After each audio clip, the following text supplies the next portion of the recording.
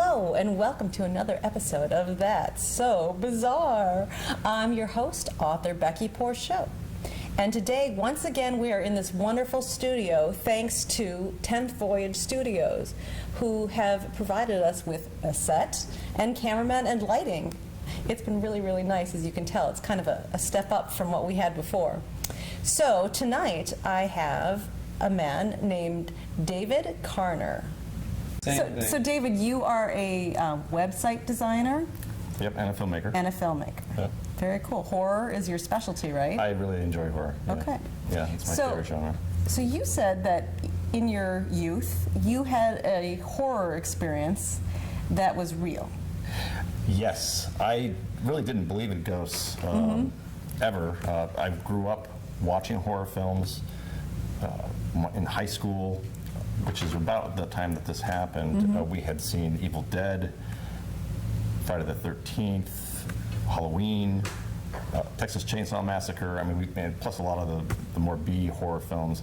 We made a couple horror films in high school, and this event that occurred happened about a year out of high school.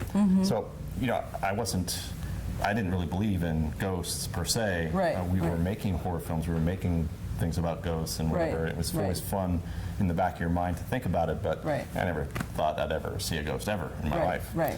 But let me take you back. This is 1986, so I've been out of high school about a year, and I was hanging out with a bunch of headbangers. We lived in Denver, Colorado.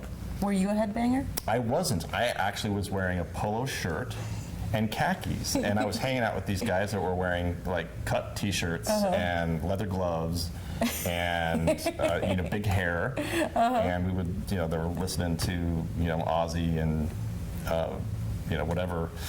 But in your heart, you're a headbanger. I guess I was, because one night at Denny's at like midnight, they were like, "Dave, why do you hang out with us?" And I'm like, "I don't know, I just kind of like you guys." And they never asked me again. They were like, "Oh, well, that's cool." So we would hang out a lot together. And so one night we decided to go to a very large cemetery in the middle of downtown Denver, and it's kind of like a public cemetery that dates back to before Civil War, actually. And there's a jogging path that goes through the park, so it's almost like a public cemetery where trespassing is encouraged, I guess you could say. There is a man-made reservoir right next to it, and so there is a gully for runoff, and then there's a jogging path. And along that jogging path that goes all the way through the cemetery are these very old oak trees that had been planted so that they were spaced nicely along the jogging path. So gully, running path, cemetery? Did I get that right? Okay. Yeah. Okay. Exactly.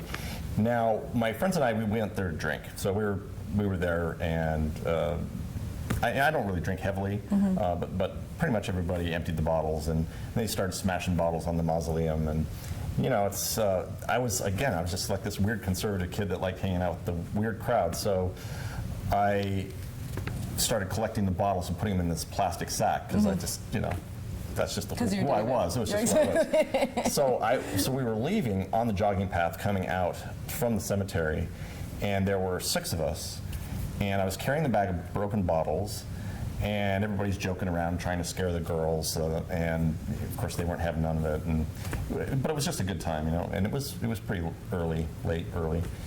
And we're walking out on this jogging path, and I look over to my right, down to where the gully was, and I saw a stump. And it was a white stump, and it kind of looked like a person. And I said to one of the Tonys, there were 2 Tonys with us, I said to one of the Tonys, I said, "Hey, look at that stump over there, it looks like a person." And everybody looks over, and they're like, yeah, whatever. I said, "Watch this." So my intention was to smash this bag of bottles against this stump. So I start swinging this bag around, and I get up and I throw it, and of course my aim sucked, and it hit the top of the gully, and then kind of the whole bag just kind of rolled down into the gully in front of where the stump was. Well, the stump got up, and it started walking towards me. So it's the middle of the night, we have 6 people, and this thing starts walking towards me. It had no hair. It had no face. It had no clothing. It was all white, but it was walking towards me. I couldn't even tell if it was a man or a woman. It was just this form walking right for me. And I don't know about you, but when something like this happens, time starts getting real relative and everything kind of went into slow motion. And I remember just kind of turning and wanting to run away from this thing while at the same time looking at it because I was Right. mesmerized. Right. And I finally turned my head and started running away from it. And Tony were there, and their eyes were like saucers. I mean, and Right. because they were obviously seeing what I was seeing. Right. And I ran past them, and I kind of ran down the jogging path a bit. I turned around and looked, and it has gone down away from us on the jogging path.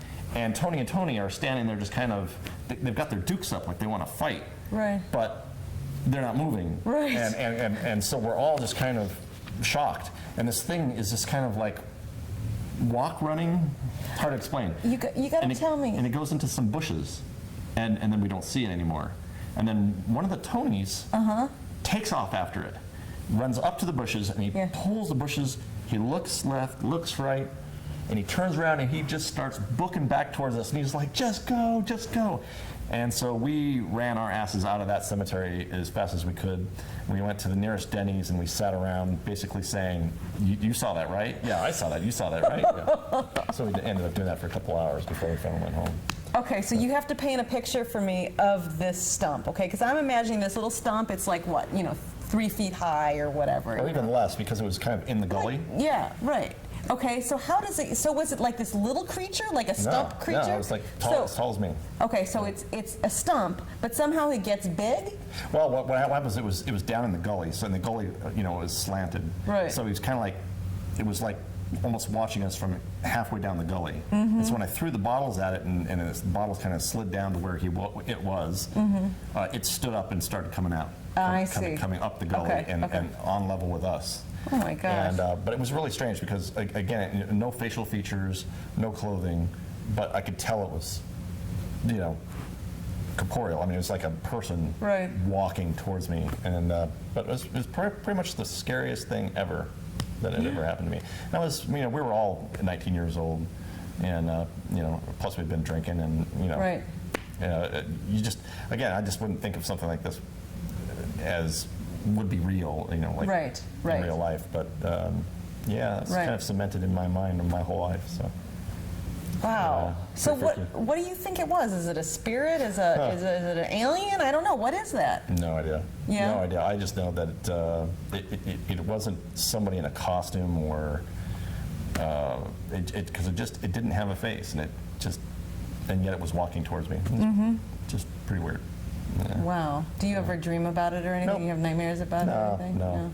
I've had later on. I've had other strange things happen, but that one was pretty much takes the cake.